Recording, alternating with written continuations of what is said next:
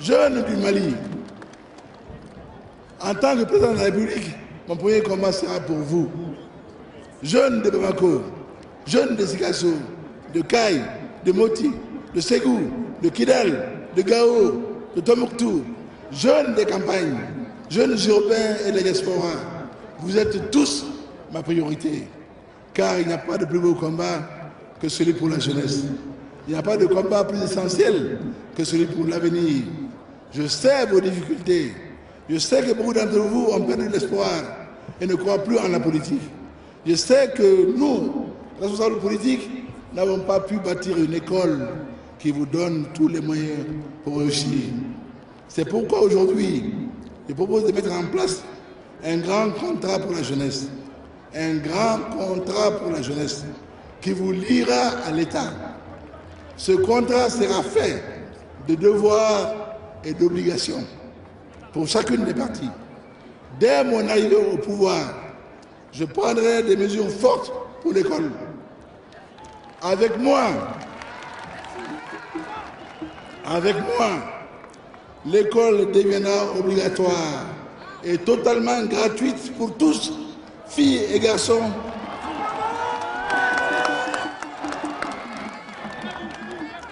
Jusqu'à l'âge de 16 ans, il est temps que l'État endosse pleinement son rôle de garant de l'égalité des chances. Espoir du Mali. Espoir du Mali. Comme je l'ai dit aux aigles, auxquels j'ai rendu visite mardi, avant leur départ pour la Cannes, quand on veut, on peut.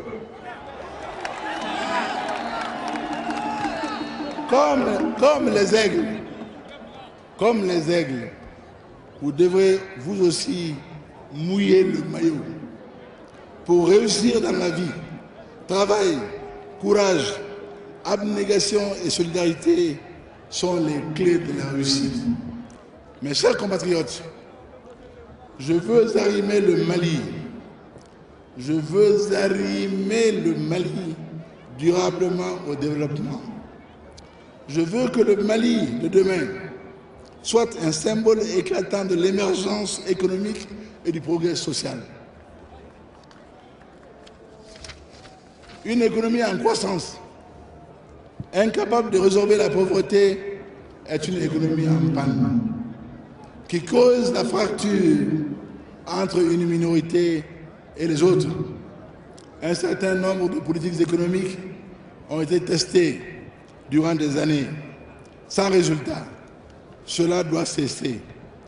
La priorité doit être à la relance de l'emploi. Il faudra aussi gérer l'économie avec des critères d'équilibre budgétaire, de maîtrise de l'inflation, de recherche de la compétitivité. Oui, car les Maliens ont droit à l'emploi. Il faut mettre un terme à la croissance égoïste qui ne profite qu'à une poignée et qui génère des profits fugitifs. Je m'engage à porter une économie juste, une économie moralisée et efficace, capable de produire des progrès durables. Hormis pendant les premières années de l'indépendance, toutes les politiques économiques appliquées au Mali sont venues de l'extérieur. Oh, je me souviens du temps où vous, mon père, Dr Seydou Badian Kouyaté, en charge du plan du Mali, avait commis une commission d'experts mondialement réputés, dirigée par le professeur Bénin, comprenant Charles Bettelheim, Hélène Marquisio et Samir Amin. Le plan quinquennal du Mali fut un chef-d'œuvre. Nous vous imiterons, Inch'Allah, pour le bonheur du Mali. Soyez glorifiés, Dr Seydou Badian Kouyaté, car on retient souvent de vous, et c'est injuste, que l'hymne du Mali, vous avez fait autre cela.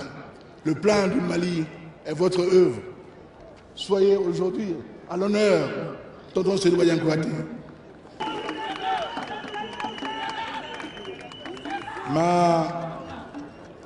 Ma politique extérieure sera structurée, dotée d'une vraie vision, car la navigation à vue ne permet pas de défendre efficacement les intérêts du Mali. Elle sera régulièrement réajustée pour appréhender les changements du monde au service du développement économique en attirant des investissements directs étrangers qui sont seuls les vecteurs indispensables à notre ambition d'émergence. Je m'y engage aujourd'hui, je serai le président d'un Mali bas, fier et debout. Chers compatriotes, vous qui êtes venus nombreux aujourd'hui, le Mali a besoin de vous. Que vous viviez en Europe, aux États-Unis, ailleurs en Afrique ou en Asie, le Mali a besoin de vous. Je le sais, vous faites déjà beaucoup. À travers vos efforts et sacrifices, vous contribuez à améliorer les conditions de vie de nos populations, là où l'État est souvent défaillant. Lors de mes voyages, j'ai rencontré beaucoup d'entre vous. Vous m'avez fait part de vos inquiétudes, de vos préoccupations. Je les ai entendues, je les ai comprises. Vous m'avez fait part des problèmes rencontrés sur les questions foncières en particulier.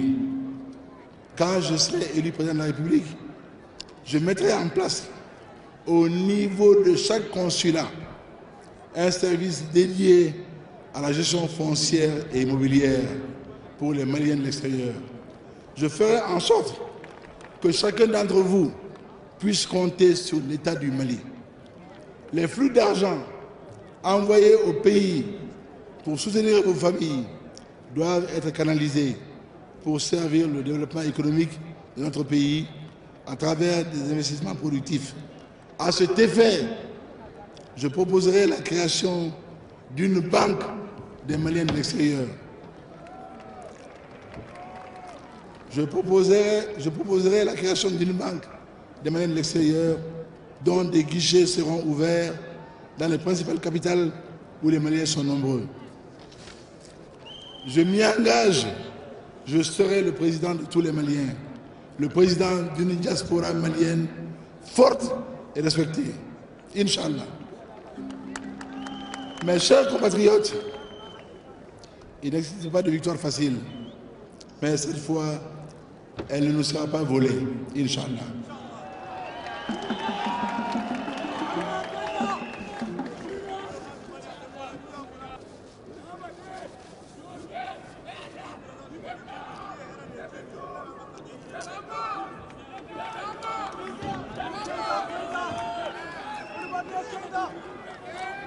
Il n'existe pas de victoire facile, mais cette fois,